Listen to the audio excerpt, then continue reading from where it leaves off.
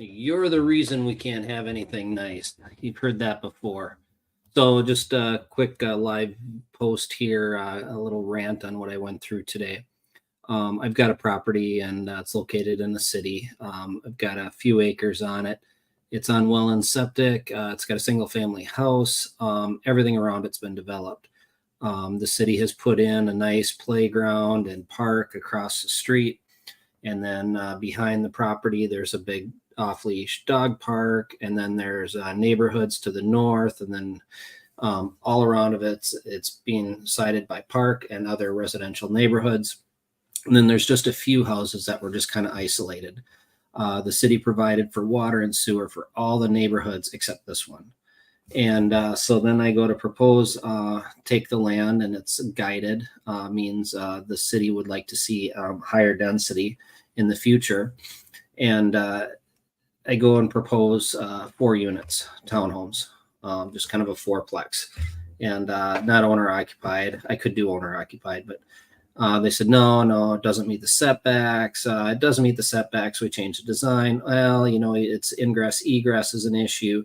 So there's reasons we couldn't do it. Okay, I'm just going to put a renter in the house and put the renter in the house. And okay, so renter moves out. I want to put in connected to city water, city sewer. So I start that process. I jump through all these hoops. I pay for engineering. I come up with the engineering designs, and they're getting a lot of pushback. And come to the price of $150,000 to connect because of all the stuff they made me jump through. The contractor looked at it and said, this is just insane what they're making you do.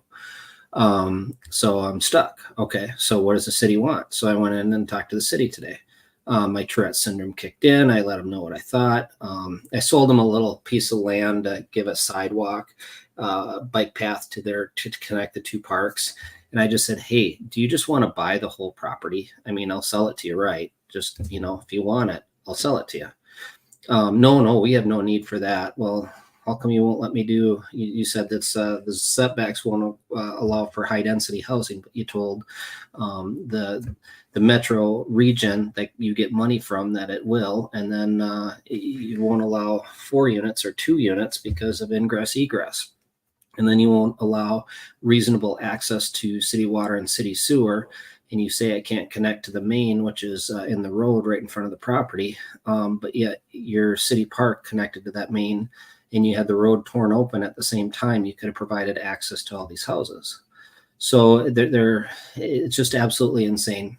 So I sold that strip of land for their bike path. And then they knocked down my mailbox, tore up the yard, put in the bike path, and then mailbox they never put back. So I went and I complained. And, a few weeks later, the mailbox gets put in. And then I go out there today and the yard is all torn up. I can't mow to the bike path. It's just got big rocks and boulders. The weeds are growing in there. The city attorney sent me nasty letters saying, they're going to charge me and put me in jail if I don't clean up the property.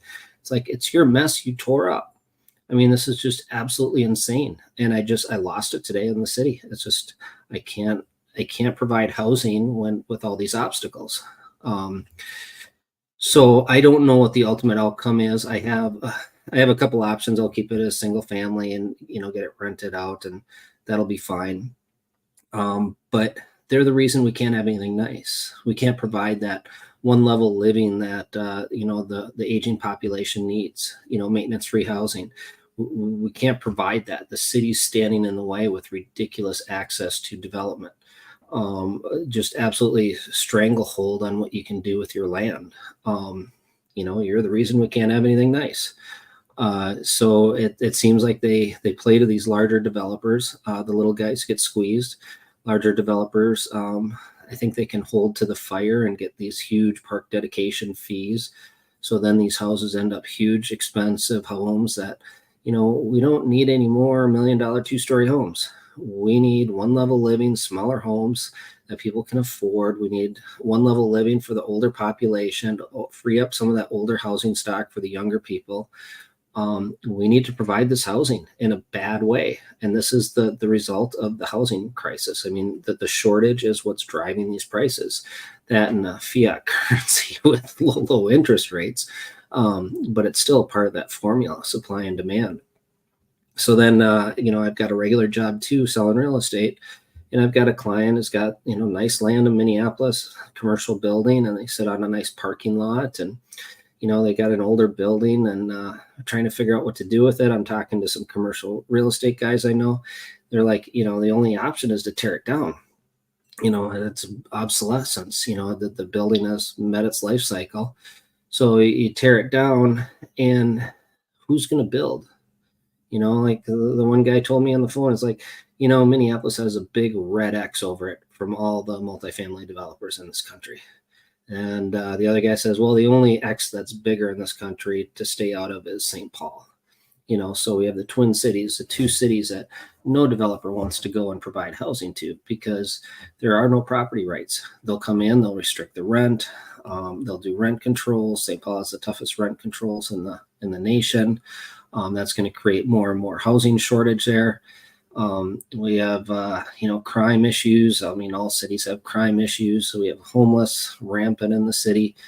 We have a lot of problems. So now this landowner is stuck, right? The policies of the government have just absolutely diminished what market they can sell their property for. So that's more stealing of property rights. So I can see why people are fleeing to freer states. I don't know where you go where it's truly safe, but it gets very frustrating. I just want to provide housing, and this is where I grew up, multi-generation here, and but I may be forced to relocate. I know I've got some friends out in South Dakota that would say, "Come on out." That's a real possibility. But yeah, I just keep running into this over and over and over again. It's just, and the answer is so simple. If these cities would just get out of their own way, that they could allow the market force to provide housing, and it's not that difficult. The requests I have are very, very simple. Just access to city sewer to be able to develop. And then I also have zoning issues there. So to do that, I'm probably going to end up dropping, $100,000 just to come up with plans to bring to the, planning commission, and first the engineers and the planning commission, then they'll kick it back, redesign. So I did that with a project in another city. This was years ago. We ended up with over $250,000 in design fees. The city kept sending it back. Yeah, we'll approve it. Just make these changes. So we make the changes, and well, maybe we should do these changes. Okay, just go ahead and make these changes. Then it'll look good. We'll meet all the requirements. So we make those changes. They dragged it out over a year, almost 2 years. I just kept making those changes, racked up all these architect bills, and over $250,000. And the city says, we don't like the project. We're not going to do it. It's like, just tell us no from the beginning would be good too. Then there was another project we worked on years ago, and city did a RFP request for proposals, and I met with the city, and they said, okay, this is what we're looking for. I'm like, great, I've got developer that this is in his wheelhouse. He can provide everything you're looking for. And made the introduction, sat through. He kind of worked with the city on everything they were looking for. Came up with the design, put in the proposal. Everything looked good. They were meeting everything the city wanted, and then the city did a complete 180. Oh, we like this design better. And it was a completely different use. And they were the only developer that made that completely different use.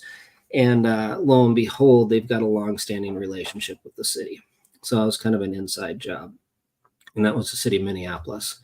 So they get very difficult to work through, for, and I'm sure all these large cities have similar stories. And it just gets very frustrating, so if you're wondering why housing is expensive, think about who you're putting in office, especially in these local elections. Your local municipalities, and then your state, they have more direct impact on why housing is expensive. There are national policies going on that, are causing problems too. But the housing shortage we didn't build housing because banks weren't lending during the downturn. So we're not building enough units. And we can't seem to kick in production because we have too much red tape. We got to get that red tape cleared out of the way. And then people can provide housing. It's a very simple solution, and it just gets very aggravating I keep beating my head against the wall trying to get things done, and keep hitting a wall with getting approvals with the city. Just even getting them to finish the little project on putting the bike path in. I mean, it shouldn't be this difficult. I shouldn't have to babysit these municipality workers. And I think it was a subcontractor of theirs, but still, it's just. And then I get in trouble for having it a mess from the city attorney threatening to put me in jail if I don't clean it up. It's like, well, I can't mow there. I can't do anything with it. You got it all torn up. You didn't even put a culvert back in underneath the driveway. The driveway is going to wash out, So do I spend, hundreds of thousands of dollars on legal bills and go after them? It's just, where do you go with this? What do you do? Is there a state out there that I should go to and start providing housing out there, build it and they'll come? I'm starting to think so. Just maddening. So I just kind of got a little hoarse here ranting. You should have seen it though. I walked into the city with my Tourette syndrome yelling at them. So that looked good. Then I called the contractor that went out and was, quoting the engineering project. And he just said, this is the dumbest design that they're having you do. And he went in and he talked to the city and he called me back later. He says, they don't want anything done there. And he's like, I'm not going to get involved. So, he even threw in the towel right away. He saw the writing on the wall. So they say they want certain things and they just stonewall you. And, so onward and upward onto greener pastures. I am going to be exploring different markets. I'll be looking out state, start putting some investments in. It's just getting too difficult to work here. So, excuse me. So that's all I got this evening. Just wanted to throw that out there. If you got anything, chime in and we'll talk to you soon. Have a good one.